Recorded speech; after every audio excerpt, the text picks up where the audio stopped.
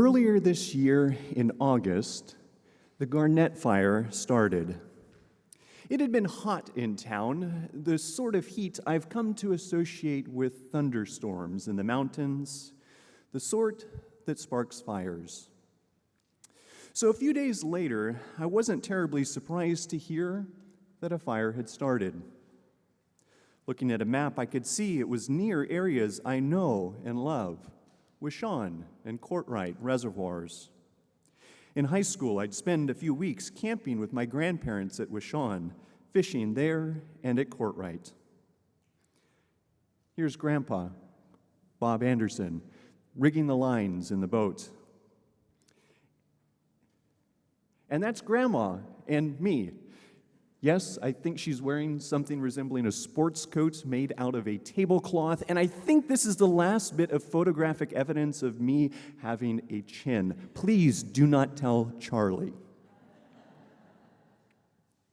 These days, both Grandma and Grandpa are dead, and their ashes are spread a bit higher up in the mountains near here at Kaiser Pass. I try to visit it each year. I'd recently driven through some of the devastation caused from the Creek Fire years prior around Shaver and Huntington Lakes. That fire, some of us will remember, consumed Fresno Pacific's Casa Pacifica that Dalton and no doubt others of you worked on and many of us camped at. It nearly consumed Camp Keola, the Mennonite church camp that many of us have attended. And so as I learned of the Garnett Fire starting, I wondered with sadness what it would consume. As I listened to the radio in the car a few days later, a deeper sadness set in.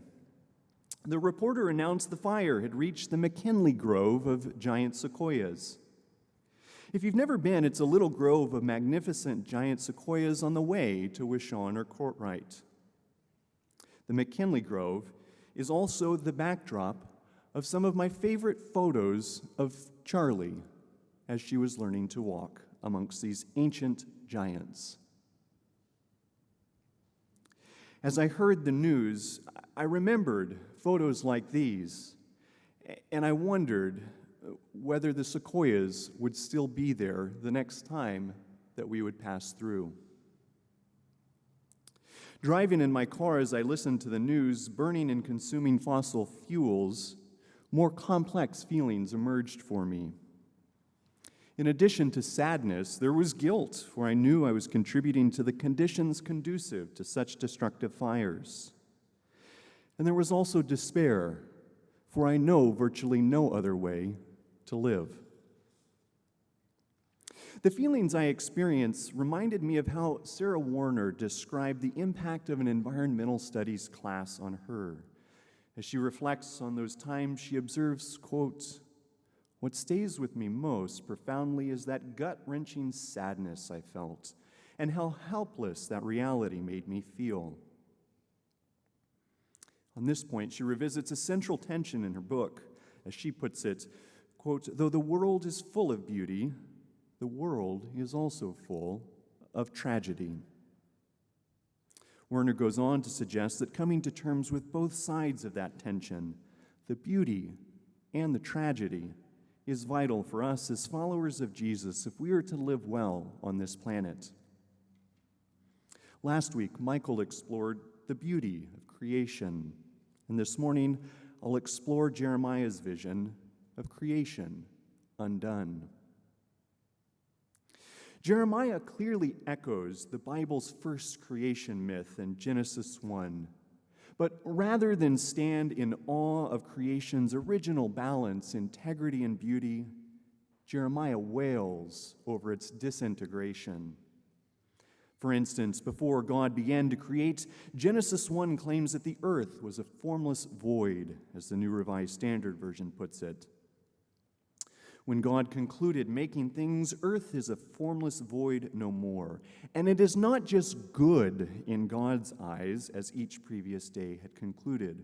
Rather, at the end, creation is very good.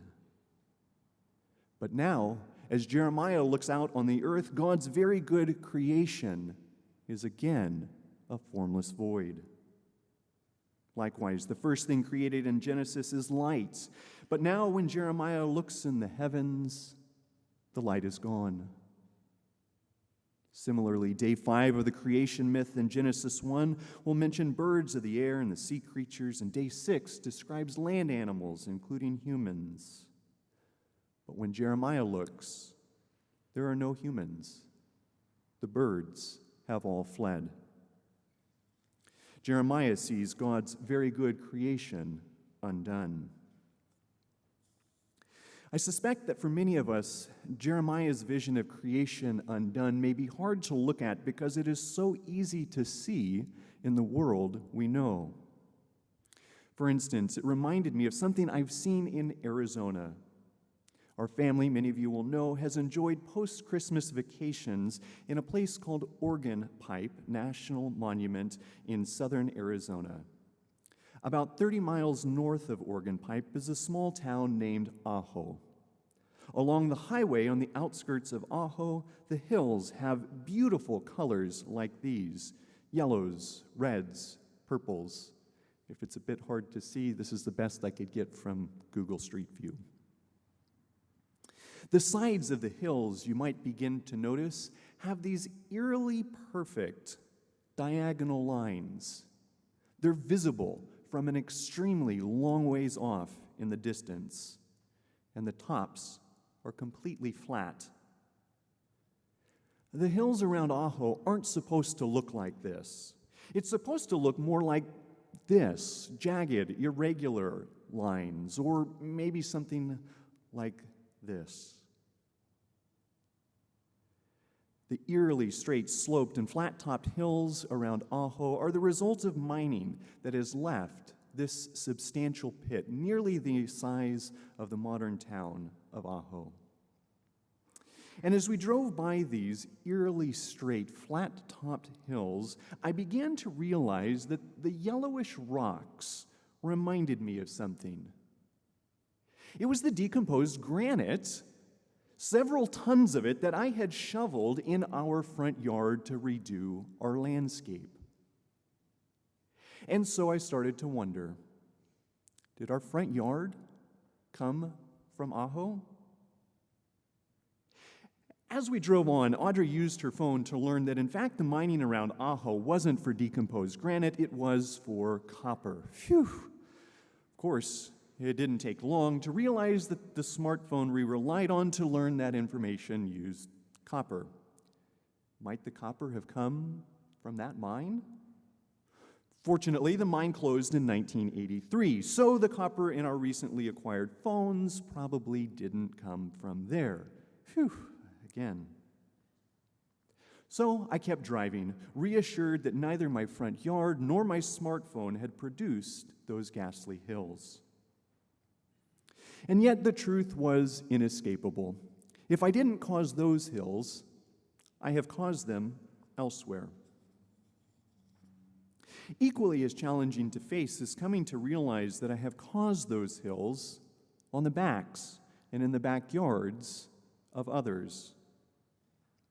As Warner reminds, systems of oppression are complexly intertwined. She puts it, quote, "Lasting change is only possible when we examine the roots of oppression, including the forced removal of indigenous people in North America and the presence of environmental racism." In other words, confronting climate change requires confronting the doctrine of discovery that defined Africans and indigenous people as less than human to justify their enslavement and genocide. It also involves dismantling the doctrine of discovery's ongoing dehumanizing legacy, as the subtitle of the book we'll study today in the second hour puts it.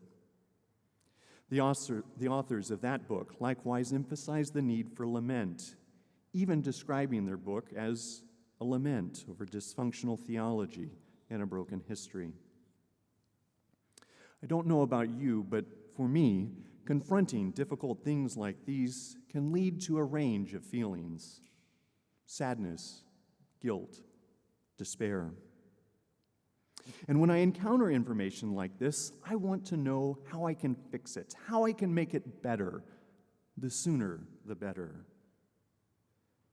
I think Werner would remind that these sort of responses are normal, to be expected. She puts it, it's part of our modern worldview to want to leap to action when we see injustice or tragedy happening in the world, but it is important to first spend time listening and lamenting. Lament, Werner goes on to argue, can help us see our own role in those injustices. Lament can also help us come to terms with and embrace both the beauty and the tragedy of creation. And I hope it can help us move through the painful reality that there is no perfect solution, and that might enable us to make better, to make gentler steps beyond paralyzing despair. While I think doing so might be difficult, lingering with Jeremiah's disturbing vision might draw us to the same place that Jeremiah turns repeatedly in the literary context: lament. In verse 8, Jeremiah calls the people to put on sackcloth, lament, and wail in response to the land being laid waste. Later, Jeremiah will add his own voice. My anguish, he writes. I writhe in pain. Oh, the walls of my heart beats wildly. I cannot keep silent. Even the earth and the heavens join the mournful tune at verse 28. Because of this, the earth shall mourn, and the heavens shall grow black. Here we're back to the idea of all creation being alive, but in this case, earth not only has a voice to lift in praise of God, earth also has a voice to mourn. For Jeremiah, seeing creation undone is a call to wail, dear children of God, to wail. It is not an argument to drill, baby, drill. I wonder what comes to mind for you today as you think about Jeremiah's vision of creation undone. I was reminded of it as recently as last week as I passed drainages in the Grand Canyon whose creeks are now contaminated with uranium, the after effect of earlier mining. Or maybe you'd think of the prospect of Cemex's proposed 600-foot deep pit along the banks of the San Joaquin River. According to Wikipedia, the tallest building in Fresno is the Pacific Southwest building at 220 feet tall. The proposed pit, nearly 3 times that height. Or maybe you'd think about the mining that Resolution Copper intends to do in Oak Flat, land that is sacred to indigenous people outside of Phoenix, Arizona. According to the Association of Indian Affairs website, the proposed mining there would result in a crater 1,000 feet deep and 1.8 miles wide. Lingering with Jeremiah's vision of creation undone is hard because it's easy to see in the world we know and in the world we are creating. But perhaps lingering with Jeremiah's vision will draw us where it does him, to lament, and through the possibility of lament, hope. May it be so. Amen.